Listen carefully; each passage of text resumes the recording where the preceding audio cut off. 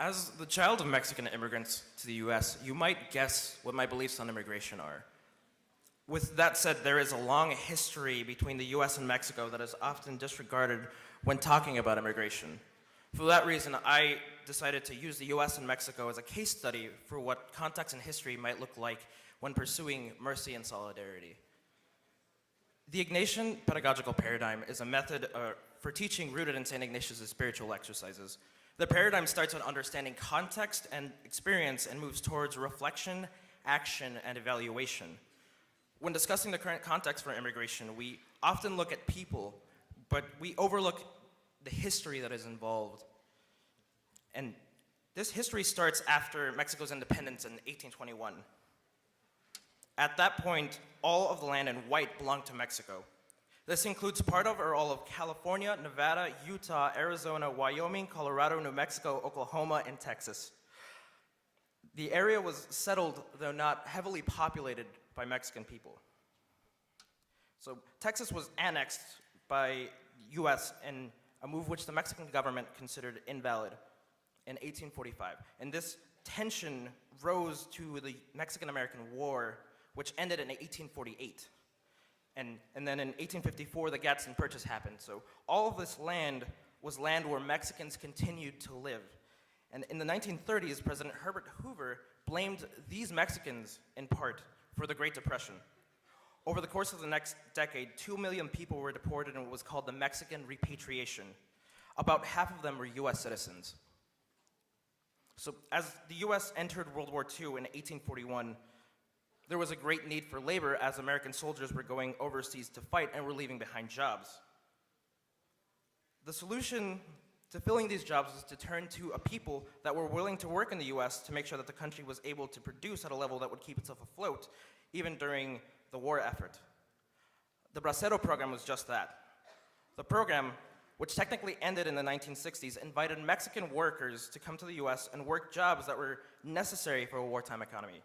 Large portions of these jobs were agricultural, infrastructural, and seasonal. And this is where my story begins. So Ramon Palacios Arias, the man on the right in this photo, is my grandfather. He came to the US as a young man while working in the Bracero program, though he never permanently lived in the US. He did spend the rest of his life going back and forth between the two countries. The US would soon change its mind again about Mexicans. This time under Operation Wetback, the US deported another million people in what was considered a humanitarian crisis. 88 braceros were left for dead in the desert due to neglect, and about 25% of total deportees were sent in ships and packaged in conditions reminiscent of 18th century slave ships. My father, Jorge Palacios Sr., pictured here, was born in Dallas, Texas in 1963 and was raised in Mexico. At 14, he began coming to the US with my grandfather, working seasonally and then returning to Mexico. But unlike my grandfather, my dad decided to eventually make this country his home. And in the early 1990s, the North American Fair Trade Agreement, NAFTA, was passed. It loosened the restrictions on trade between Canada, the US, and Mexico. And it's a very large and complicated subject, but I want to talk specifically about how it affects Mexican immigration. And the way I want to do that is through the lens of corn. So American corn is heavily subsidized by the federal government, which means that lots of money is invested in making sure that corn is produced. I know because I grew up on a farm. But American corn under NAFTA can be sold for cheaper in Mexico than the corn produced in Mexico. So the US government buys and helps subsidize financially this corn that is overproduced and sold for cheap in Mexico and keeps our economy running. Meanwhile, the Mexican farmers who rely on corn can't compete with the imported American corn. These farmers see their opportunities are better in the US, immigrate, work usually in agriculture, and help produce the American corn that gets sold in Mexico for cheaper than Mexican corn. This is a vicious cycle. It seems that since this land became part of the US, there have been cycles of Mexicans needed in the US and of them being shunned out. But look at this map. The green in the map represents the percentage of people in the area of Hispanic and Latino descent. There is a precedent for people to be here. Now, what was the point of that history? Well, when we work towards solidarity, we often begin by meeting the individual and listening to their stories. But if we go deeper, we begin to see that though individuals can make individual decisions, those decisions don't exist in a vacuum.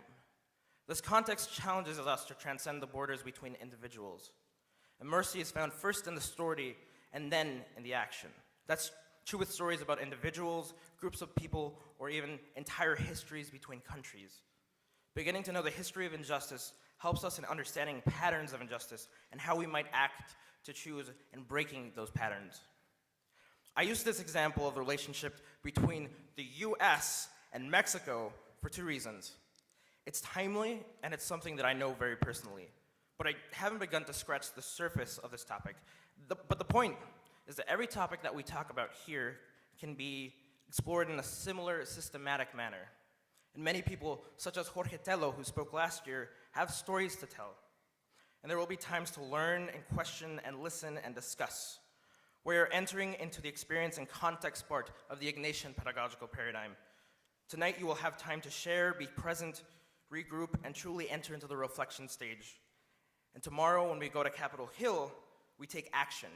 And talking to legislators and aides, we'll share the experience that has been given to us. We can advocate and enter into the action stage. And we can also take that action home with us and begin to shape the communities around us. Now, before I go, I do want to say that I haven't gone as in-depth as I'd like to, but I've created a page on my website at the address above where, if you're interested in this topic, there are many resources compiled by myself but written by people much more eloquent and educated about these topics. Thank you very much.